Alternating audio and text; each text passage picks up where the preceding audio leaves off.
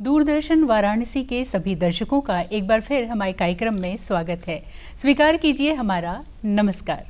दर्शकों, जीवन जीने के कई तरीके होते हैं, लेकिन सबसे खूबसूरत तरीका है कि आपके जाने के बाद आप स्मृति शेष न हो, बल्कि किसी के जीवन में शेष हो। जी हाँ, अपनी आंखें किसी को दे जाएं, जिससे ये खूबसूरत सी दुनिया कोई और भी देख सके। बात करेंगे नेत्रदान के बारे में, और आज हमारे साथ हैं इस विषय पर चर्चा करने के लिए शहर के जाने माने नेत्र रोग विशेषज्ञ डॉक्टर सुनील कुमार शाह, सचिव वाराणसी आई बैंक सोसाइटी। चलिए आज इस विषय पर अपने ज्ञान को विस्तार देते हैं। बहुत बहुत स्वागत करते हैं डॉक्टर साहब हमारे कार्यक्रम में। नमस्कार।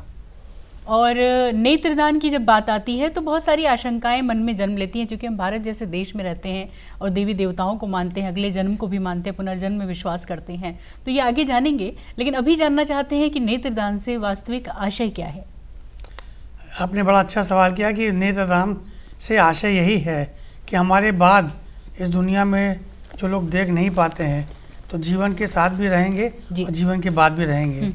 हमारी आंखें बंद होंगी अपने लिए, पर उनके लिए आंखें खुल जाएंगी जो अंधेरी दुनिया में जी रहे हैं। तो यही हमारा आशय है कि नेत्रदान द्वारा जो लोग ऐसे हैं जिनकी काली पुतली सफ़ेद हो गई है या कॉर्नियली ब्लाइंड हो गए हैं, जिनके बहुत सारे कारण हैं, उनके लिए हम लोग प्रण लें कि हम लोग जाने के बाद भी उनकी मदद कर सकेंगे, ऐसे जो चीज़ हमारे लिए बिल्कुल बेकार हो गई है। जी, तो नेत्रदान में होता क्या है? पूरी की पूरी आंख किसी को दान में दी जाती है, लगाई जाती है, या उसका एक हिस्सा?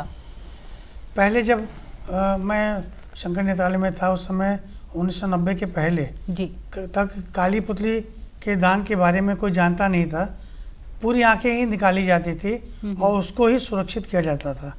1960 से लेके 64 तक हमारे बनारस में जब आई बैंक की सुविधा नहीं थी तो रामकृष्ण मिशन हॉस्पिटल में ये काम हमारे पिताजी ने, डॉक्टर ए.पी. शाह ने शुरू किया था।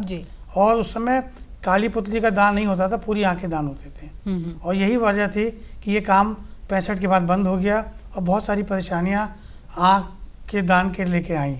उन सारी परेशानियों को दूर करने के लिए यूपी कॉर्नियल ग्राफ्टिंग एक्ट बना, और यूपी कॉर्नियल ग्राफ्टिंग एक्ट के बाद ह्यूमन ऑर्गन एक्ट बना। उसके अंतर्गत ये तय हुआ कि आंखें दान जरूर होनी चाहिए, क्योंकि उसी से जो हमारे 34 लाख दृष्टिहीन हैं जो कि इस दुनिया में अंधेरे में जी रहे हैं, उनकी आंखों में रोशनी आ सकती है। और इसी कारण से वाराणसी आई बैंक सोसाइटी की स्थापना की गई।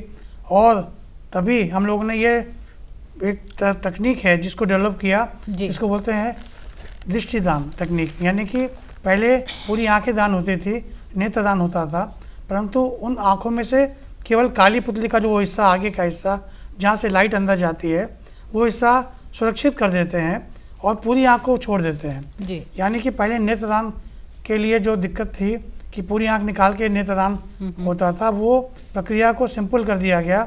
और ऐसी प्रक्रिया द्वारा 14 दिनों तक हम उन काली पुतली का जो आगे का हिस्सा है, जिसको हम सफ़ेदी के लिए बदलते हैं, वो काली पुतली को मृत्युक परिवार के साथी की सहमति से सुरक्षित करते हैं और उसको निकाल करके 14 दिन तक आई बैंक में रख सकते हैं। जी, यानी कि बस एक हिस्सा, यानी जैसे कॉर्निया कहते हैं, उसे नेत्रदान के लिए इस्तेमाल करते हैं जो है, इसीलिए अंग भंग नहीं होता है जी। और सभी जो दिक्कतें थी आई डोनेशन में वो दिक्कत दूर हो गई है।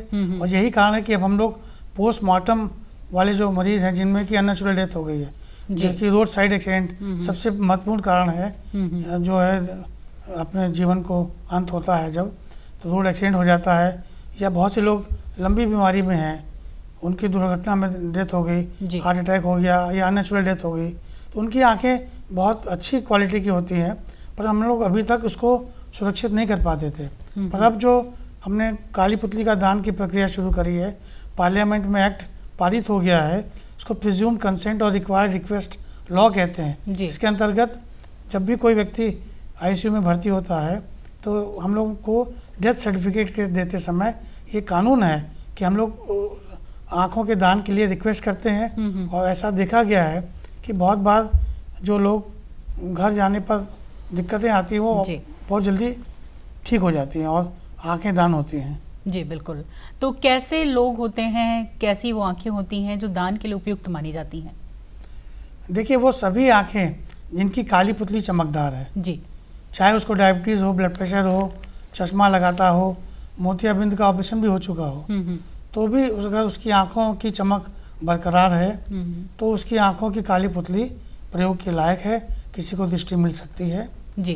पर ये समझिए कि अगर कोई संक्रमण है, जैसे हेपेटाइटिस बी है या टेटनस है या कोई ऐसा रेबीज़ का संक्रमण है या HIV है या अल्जाइमर डिजीज़ है जिसमें अननोन कॉज है डेथ का, उसमें हम लोग ये निश्चित नहीं कर पाते हैं कि वो आँख में बीमारी क्या थी, क्योंकि ऐसे रोगियों की आँखों में संक्रमण है दूसरे को जा सकता है। तो संक्रमण को रोकने के लिए ऐसे लोगों के लिए कानून बना हुआ है कि ऐसी आँखों की पूरी जांच होती है जी। फिर हम लोग उस क्वालिटी कंट्रोल करते हैं, 15 प्रकार के टेस्ट होते हैं, उसके बाद ये निश्चय करते हैं कि जो वेटिंग लिस्ट में हमारे 1000 से भी अधिक लोग हैं जी, उनमें बुला करके उनको ट्रांसप्लांट करते हैं। जी बिल्कुल। तो मृत्यु के उपरांत लगभग कितनी देर तक हम आँखों से कार्निया ले सकते हैं जो सुरक्षित है? देखिए, जितनी जल्दी अगर सुरक्षित करेंगे उतना देर तक उसमें हम उसको रख सकते हैं जी। कहने का मतलब ये है, कई बार गर्मी के मौसम में जो है वो ग्लूकोज का लेवल कम हो जाता है और काली पुतली बहुत जल्दी ख़राब हो जाती है जी। तो मैं तो यही कहूँगा कि जितना जल्दी हो सके उतनी जल्दी सूचना दें। हमारे पास 4 घंटे का समय रहता है गर्मी के मौसम में और 6 घंटे का समय रहता है जाड़े में जी। तो सारी प्रक्रिया को पूर्ण होने में आधा घंटा लगता है, 30 मिनट, पर सूचना देने के बाद टीम पहुंचने में 1 घंटा लग जाता है कई बार। तो हम लोग यही कहते हैं कि जितना जल्दी हो सके आप फ़ोन नंबर पर डायल करें, आई बैंक को सूचित करें, जिससे कि हमारी टीम समय से पहुंच सके और जो दृष्टिदान है हो सके जी। और फ़ोन नंबर क्या है? जो रजिस्टर्ड आई बैंक हैं पूरे हमारे देश में उनका एक ही नंबर है 1919 जी। और जो हमारे अलग अलग आई बैंक हैं उनका अलग अलग नंबर है। तो ये नंबर पे फ़ोन करने से तुरंत हमारी टीम आती है और उसको संग्रहित कर लेती है। जी बिल्कुल। और इसके लिए क्या टर्म एंड कंडीशंस हैं जो ज़रूरी है? क्या जीते जी ही ये इच्छा व्यक्त कर देना ज़रूरी है कि हम आई डोनेट करना चाहते हैं? बहुत अच्छा सवाल है जी। क्योंकि हमारे बाद हमारी जो देखभाल होगी जी, वो हमारे जो परिवार के लोग करेंगे, मित्र करेंगे। तो परिवार के साथ इसकी चर्चा करना बहुत ज़रूरी है जी। जब भी हमारा मन हो प्रोग्राम देखने के बाद या सोचने के बाद या किसी ऐसे दृष्टिहीन से मिलने के बाद हमारी इच्छा का जागृत होती है, तो भगवान हमारी इच्छा को तभी पूर्ण करेगा जब या तो हम किसी का आँख दान कराएं जो हमारे बीच में अब नहीं है, एकाएक चला जाता है, तो सूचना दे करके हम अपना संकल्प पूरा करा सकते हैं। हमारा संकल्प तभी होगा जब हम चले जाएंगे, तो वो दिन बहुत दूर है। तब तक हम चाहेंगे तो आसपास के जो लोग हमारी दुनिया में हमारे साथ थे अब नहीं हैं, उनको फ़ोन करके उनके बारे में उनके परिवार को याद दिलाएं। हम लोग टेलीफोन पर स्टिकर लगाएं मोबाइल पर कि ये 1919 नंबर सारे लोगों को याद रहे आखिर तक। और क्योंकि फॉर्म भरवाने से कई बार हम लोग भूल जाते हैं, फॉर्म जो है रखा रह जाता है, 2 साल 4 साल के बाद जब मृत्यु होती है दुर्घटना में या हार्ट अटैक में, एकाएक हमको याद ही नहीं रहता कि हमने ऐसा संकल्प हमारे दोस्त ने लिया था, हमने लिया था। तो इसको पूरा करने के लिए आई बैंक सोसाइटी ने एक स्टिकर कैंपेन चलाया हुआ है जिसमें जो हमारा रजिस्टर्ड आई बैंक है उसमें नंबर है 1919 और भी सारे आई बैंक के नंबर हैं, उसको तुरंत डायल करें और ये सूचना तुरंत दें जी। और जो काम आप ये बता रहे हैं इसके लिए एक शब्द इस्तेमाल किया जाता है नेत्रदूत। तो ये नेत्रदूत कोई कैसे बन सकता है? क्योंकि ऐसी परिस्थितियों में जब परिवार पैनिक होता है तो किसी का धर्म है कि ये याद दिलाए। जी बिल्कुल।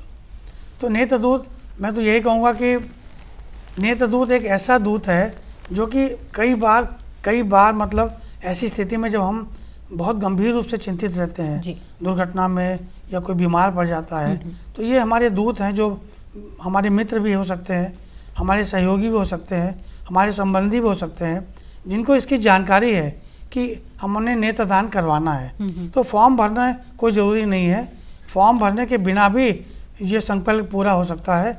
यदि हम चाहें तो अपने परिवार में, समाज में जो हमारे संबंधी उनसे इसका जिक्र करें और नेत्रदूत बनने के लिए टेलीफोन स्टिकर लगाना जरूरी है, जिससे हमारे संकल्प है कि हम अपने आसपास जो हमारी आत्मा की शांति के लिए हम लोग तमाम तरह के यज्ञ करते हैं, आत्मा की शांति के लिए प्रयास करते हैं, मोक्ष दान के लिए, ये सभी के लिए पूरा होगा यदि किसी की हमारी जरिए आँख मिल जाएगी। जी बिल्कुल।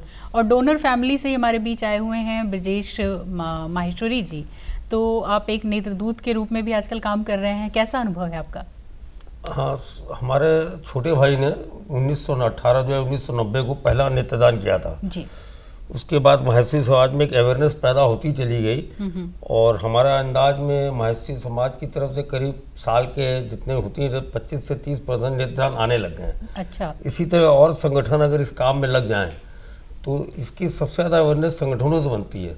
जो सामाजिक संगठन है, क्लब है, वो लोग अगर इसमें अवेयरनेस बढ़ाएंगे तो बढ़ेगा। हमारे समाज की तरफ से रक्तदान, नेत्रदान, जीवन जीते रक्तदान, मरणोपरांत नेत्रदान, ये हमारा स्लोगन है। काफ़ी हम लोग हर मतलब महीने में एक हफ्ते करके 7 दिन 8 दिन नेत्रदान कोई ना कोई हमारे क्लब का, संस्था का, समाज का करता है और जितनी डेथ होती है 25 से 30% नेत्रदान हमारे यहाँ आने लग गए हैं। अच्छा, इसी तरह के होने तक और समाज में भी आने लगे हो जाए तो नेत्रदान काफ़ी बढ़ सकता है। बिल्कुल, ये एक अच्छी पहल है और सबको इस पहल से प्रेरणा भी लेनी चाहिए। तो नेत्रदान की बात जब चल रही होती है तो ऐसे में आंकड़ों को जानना भी बड़ा ज़रूरी है। यदि हम माने 1% डेथ होती है साल में जी, तो 1 करोड़ से ज़्यादा लोगों की डेथ हो रही है, पर नेत्रदान हमारे यहाँ केवल 50 से 60 हज़ार ही मिल पा रहे हैं जी। और उत्तर प्रदेश जो कि 1/6 आबादी है, करीब 30-35 करोड़ लोग यहाँ रहते हैं, वहाँ पर केवल 700 आंखें मिल रही हैं। तो जो आंकड़े देश के हैं उसके हिसाब से उत्तर प्रदेश हमारा बहुत पीछे है और यही कारण है कि हम लोग 39वां राष्ट्रीय नेत्रदान पखवाड़ा मना रहे हैं। उत्तर प्रदेश में 2 कार्यक्रम जो लागू करने इस पखवाड़े में, पहला हॉस्पिटल कॉर्निया रिट्रीवल प्रोग्राम, यानी कि अस्पतालों में जो मौत हो रही है आईसीयू में, उनमें हम लोग जा करके तुरंत प्रिज्यूम कंसेंट लॉ के अंतर्गत यदि हम लोग इस काम को करा पाएंगे तो आंकड़े हमारे नंबर 1 पे हो जाएंगे हम।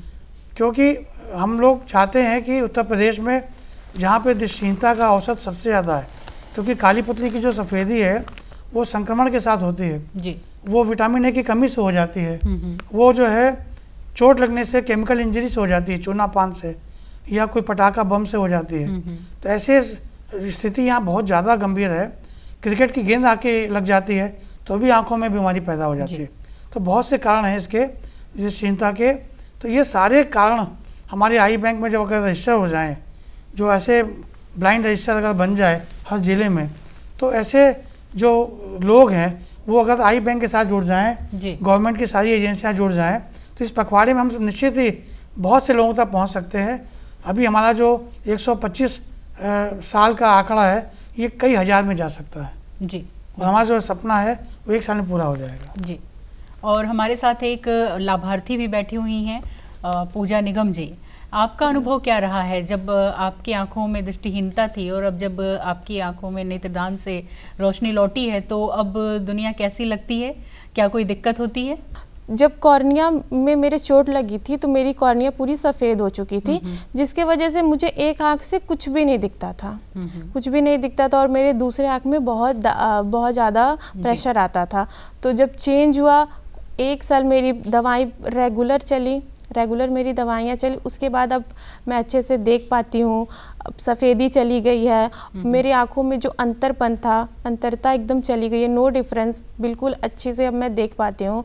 और विथ रेगुलर मेडिकेशन मैं प्रॉपर जांच कराती रहती हूँ और अब मैं दोनों आंखों से इस दुनिया को, सुंदर दुनिया को देख सकती हूँ। बहुत बहुत बधाई आपको। मैं तो यही कहूँगा कि सारे तीर्थ बार नेत्रदान एक बार जी। मरता है शरीर, अमर है आत्मा, दृष्टिदान से ही स्वयं मिलता है परमात्मा।